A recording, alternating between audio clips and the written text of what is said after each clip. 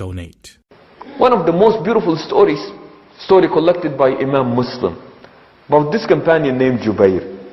Jubair said that one day I was at the outskirts of Medina and I was enjoying the company of women. Said I was just sitting there chit-chatting with the women. Said I had no business to be there. But he said I loved their company and I was just chit-chatting with them. So when the Prophet, peace be upon him, passed by, he said, "Ma taf'alu ma'an niswa?" What are you doing with them women? And he said, "Oh, I said I was so embarrassed. I had to make up a lie," he said.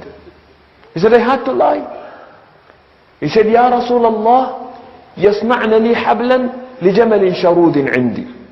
He said, "O Messenger of Allah, these women are making a rope for me for a camel that just keeps running away from me."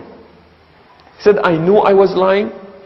The Prophet, peace be upon him, knew that I was lying, and he said it was a pathetic lie." He said nothing, he smiled and he just went by. So the next day I was in Medina and I heard the Prophet ﷺ behind me. He said I started walking really fast because I wanted to avoid him. The Prophet, peace be upon him, walked really fast and he caught up with me. And he came next to me and he said, "Kayfa halul Jamal?" Said, "How's your camel doing?" Said, "I was too embarrassed and I just looked down." So the next day, the Prophet, peace be upon him, was ahead of me and I was behind him. He said I started walking really slow, just avoiding him. So the Prophet, peace be upon him, looked back and he waited for me. And as soon as I came to him, he said, "Kayfa halul Jamal?" How's your camel doing? Said, "I was too embarrassed." So the third day I was praying inside the masjid and I heard the Prophet ﷺ walk in.